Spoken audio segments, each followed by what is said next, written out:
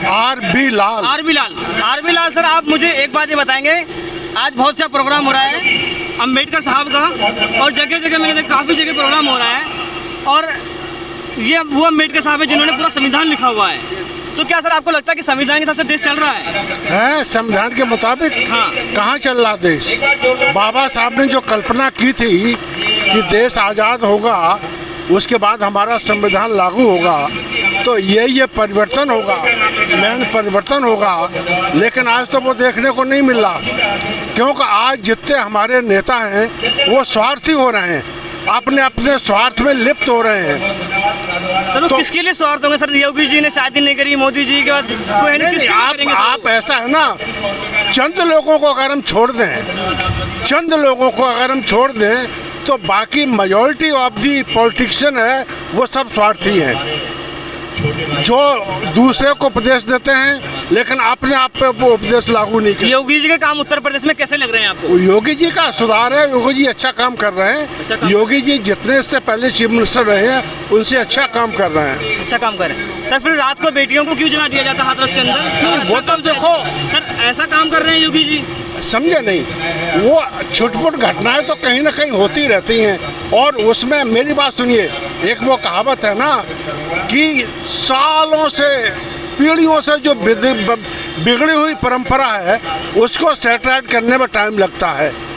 तो अगर मान लो हमारी अब कुछ घटनाएं हो भी रही हैं तो उसमें बहुत कमी आई है। सर जगह जगह योगी जी जो बुलडोजर चलवा रहे हैं, कमी है सर ये? तो बुलडोजर देखिए, एक आदमी अननेसेसरी सरकारी जमीन पर कब्जा करके अगर उस पर कोठियाँ बनाएगा और अननेसेसरी कब्जा करेगा, अगर उसमें योगी जी बुलडोजर चलाएंगे तो कौन सा गलत कर रहे हैं? ऐसा तो नहीं करना चाहिए किसी को। सर अभी राजस्थान में सर मूंछ रखने पर सर उसको जितेंद्र मेघवाल को मार दिया जाता है।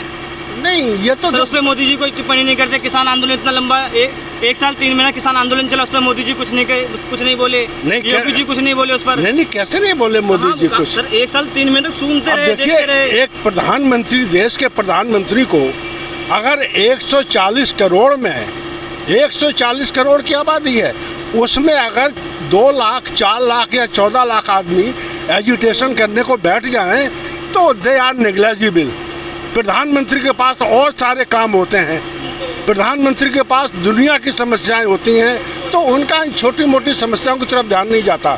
सर मोदी जी अच्छे काम कर रहे हैं, बिल्कुल अच्छा काम कर रहे हैं। सर उन्होंने कहा था जब मेरी सरकार आएगी हर साल 2 करोड़ नौकरियां हर साल दूंगा, वो नहीं मिली लोगों को। नहीं, देखिए जहाँ तक नौकरियों का सवाल है, ये तो जो है ना, ये हमारे देश में नहीं, पूरी दुनिया के अंदर आप किसी देश में चले जाइए, जो है ना, इसमें हर जगह थोड़ी बहुत तो प्रॉब्लम आ ही रही है, और थोड़ा अप डाउन तो चलते ही रहता है। सर आपको ऐसा नहीं लगता कि 4 गुजराती बैठे हैं सत्ता पे, दो बेच रहे हैं, 2 खरीद रहे हैं? मैं अडानी और अंबानी जी की बात कर रहा हूँ, मोदी जी और अमित शाह जी की बात कर रहा हूँ।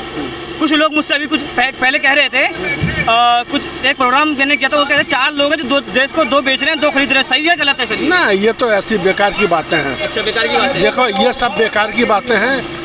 ये हम आप सब चीज़ प्राइवेट किया जा रहा है, सरकारी बिल्कुल खत्म कर रहे हैं। ये भी गलत। देखिए हम आपको एक बात बताएं, जहाँ तक मेरा अनुभव है, मैं प्राइवेट, जिन चीज़ों को प्राइवेट करना ज़रूरी है वो तो प्राइवेट की जाएंगी, क्योंकि आज यूनियन इतनी तगड़ी बन गई है, और यूनियन बना के कोई भी सरकारी एम्प्लॉय काम करके राजी नहीं है।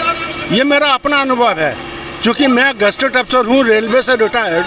जिस आदमी को काम की कहते थे, इवन चाहे वो क्लास 4 का आदमी क्यों न हो, वो बातें बना के भाग जाता था, और उसी काम को आज ठेकेदार उससे कम तनख्वाह देके अच्छा काम करवा रही है। तो हमें तो देखिए प्राइवेटाइजेशन का जहाँ तक कुछ काम जो है, बहुत माँ बापों के सपने थे कि हम अपने बच्चे को पढ़ाएंगे, रेलवे में नौकरी दिलाएंगे, यहाँ दिलाएंगे, वहाँ दिलाएंगे। आज बहुत लोगों ने सुसाइड कर लिया। नहीं, वो तो सुसाइड, देखिए मेरी बात सुनिए, हम आपको अपनी एग्जाम्पल बताते हैं। हमारी बड़ी बेटी के 2 बच्चे हैं, दोनों इंजीनियर हैं, कोई रिजर्वेशन नहीं लिया, कोई कुछ नहीं लिखा, उन्होंने हमेशा फर्स्ट क्लास मेंटेन किया।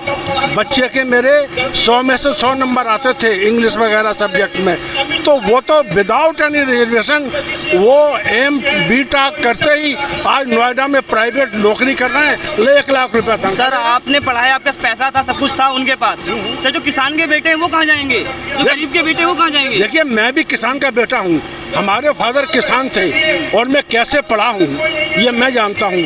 आप बाबा साहब को देख लो, लो, जिस आदमी ने पढ़ना होता है, निकलना होता है, जिसकी तमन्ना होती है, वो हर हालत में निकल ही जाता है। चंद्रशेखर आजाद जी के काम कैसे लग रहे हैं आपको?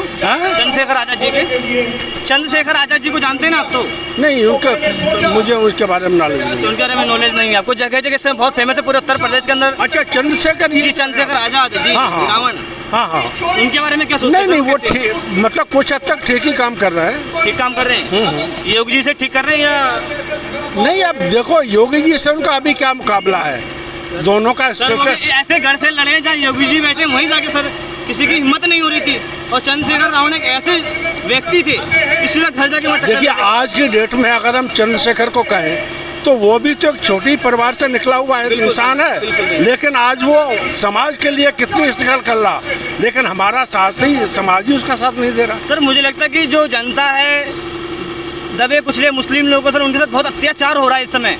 उत्तर प्रदेश के नहीं, पूरे हिंदुस्तान की बात कर रहा हूँ मैं। मुसलमानों के ऊपर सर हो रहा है, जगह जगह इतने गंदे शब्द बोले जा रहे हैं। उनके कार्यकर्ता, बीजेपी भारतीय जनता पार्टी के कार्यकर्ता बोल रहे हैं कि मुसलमानों की माँ बहन के साथ रेप करो, बच्चे पैदा करो। सर ऐसा ऐसा ऐसा हो रहा है सर। नहीं, देखिए सर, उन पर सरकार कुछ कार्रवाई नहीं करती है। बाबा साहब ने जो संविधान बनाया था, उससे पहले उन्होंने एक कल्पना की थी कि हमारे देश के अंदर एक यूनिफॉर्म कोड बिल होना चाहिए, ठीक है, चाहे किसी जात का हो, चाहे किसी धर्म का हो, उसको पहले देश और देश की जनता के बारे में सोचना चाहिए, बाद में अपने धर्म के बारे में। लेकिन आज हो क्या रहा, वो आपके सामने है। असरुद्दीन ओवैसी क्या स्टेटमेंट देते हैं? वो तो बीजेपी की बी टीम है सर, वो तो है बीजेपी की बी टीम है ओवैसी। नहीं, मेरी बात सुनिए ना, उसके छोटे भाई ने क्या स्टेटमेंट दिया था, अभी आपको शायद याद होगा। मैंने सुना है, मैंने उसका स्टेटमेंट तो बहुत गंदा स्टेटमेंट है, फिर भी बहुत गंदा। मोदी जी कुछ भी नहीं बोलते उनको। नहीं तो मैं आपको पहले ही कह चुका हूँ कि मोदी जी के पास ये छोटी-मोटी घटनाओं के लिए टाइम नहीं है। एक देश का प्रधानमंत्री, और अगर छोटी छोटी बातों में उलझ जाएगा तो वो वर्ल्ड फेम लीडर हो रहा है आपके सामने आज। तो वो ये सब चीज़ें उसके लिए, ऐसा लगता है कि सरकार सत्ता पर झूठ बोलकर बैठी हुई है। वो मैं इसलिए बोल रहा हूँ, डिजिटल इंडिया पे फेल, बुलेट ट्रेन पे फेल, बेरोजगारी पे फेल, सर राम मंदिर के चंदे गायब हो गए, उस पर फेल, बहुत सारे सर, अनेक हजारों सर मुद्दे हैं मेरे पास। अभी सर लिस्ट नहीं है, मैं दिखाता सर, आप खुद सही कह रहे हैं आप। नहीं, देखिए मेरी बात सुनिए, एक प्रधानमंत्री जो देश का है, ये उसके लिए ये छोटी छोटी घटनाएं हैं, इतनी बड़ी घटनाएं नहीं है जिसमें अगर वो रह जाएगा तो उसके लिए बहुत सारे काम करने हैं। उन कामों को किसान आंदोलन को कह रहे थे कि सब खालिस्तानी बैठे हैं, ऐसे बैठे हैं। तो मेरी बात सुनिए, आप जहाँ तक किसान आंदोलन की बात कर रहे हैं, किसान आंदोलन के जो 3 कानून उसने बनाए थे, वो बिल्कुल किसानों के हित में थे, किसानों के वेलफेयर में थे, हर आदमी जानता है। और उनको लेके वो टिकैत महाराज अगर लोगों को बलगला के, उसमें भी आपके सामने आतंकवादी घुसे हुए थे। आतंकवादी कहाँ? सर आतंकवादी घुसे थे तो सर कब का खत्म कर दिया होता। अरे आपने देखा ही नहीं, न्यूज़ में नहीं देखा आपने? जब किसान आंदोलन हो रहा था, उसमें कितने पोस्टर लगे हुए थे आतंकवादियों के। नाम बताएं सर, 1-2 आतंकवादी। अरे नाम तो भूल गया, इतना याद नहीं है।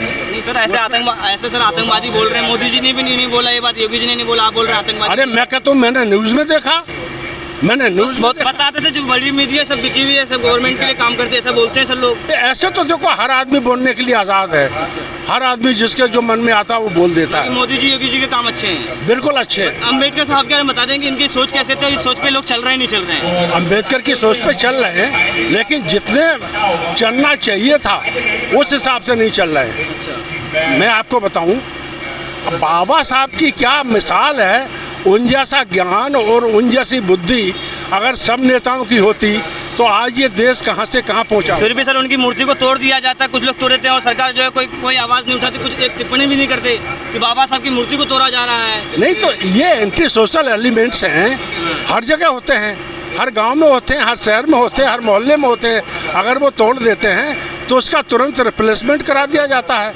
वहाँ के जो ऑफिसर्स हैं वो तुरंत रिप्लेसमेंट करा देते हैं। तो ये चीज़ें हैं। तो सर बाकी देश में सब कुछ सही चल रहा है? कुल में लाके देखिए, मेरी बात सुनिए, अगर एक एग्जांपल मैं आपको देता हूँ, अगर एक बच्चा 100 काम करता है, उसमें वो 80 काम तो सही करता है और 20 काम गलत हो जाते हैं, और एक बच्चा 100 काम करता है, उसमें 20 काम सही करता है और 80 काम गलत हो जाते हैं। दोनों का कंपैरिजन करिए, काम तो दोनों ने किए। सर अम्बेडकर साहब को मानते हैं आप? अरे क्या वो भगवान को मानते थे? मैं तो भगवान को मानता हूँ और मानता, अम्बेडकर साहब मानते थे भगवान को?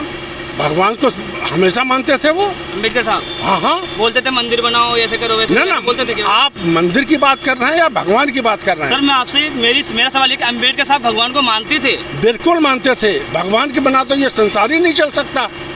अच्छा, तो सर ये मंदिर सर बनना जरूरी है सर? रोजगार के लिए आपने देखा होगा अम्बेडकर साहब का जीवन जो अभी आप चल रहा प्रोग्राम आ रहा जी, जी। 8:30 बजे, उसमें वो कीर्तन भी करते हैं, भजन भी करते हैं, सब कुछ करते हैं अपने पिताजी के साथ बैठ के। तो जब मानते थे तभी वो करते हैं ना। एक आदमी मानता तभी करता, नहीं तो अदरवाइज वो क्या करेगा। उत्तर प्रदेश में राम मंदिर बनने से लोगों को सर क्या क्या फायदे होंगे? नहीं देखिए, ये तो अपनी अपनी भावनाओं की बात है, आस्था की बात है।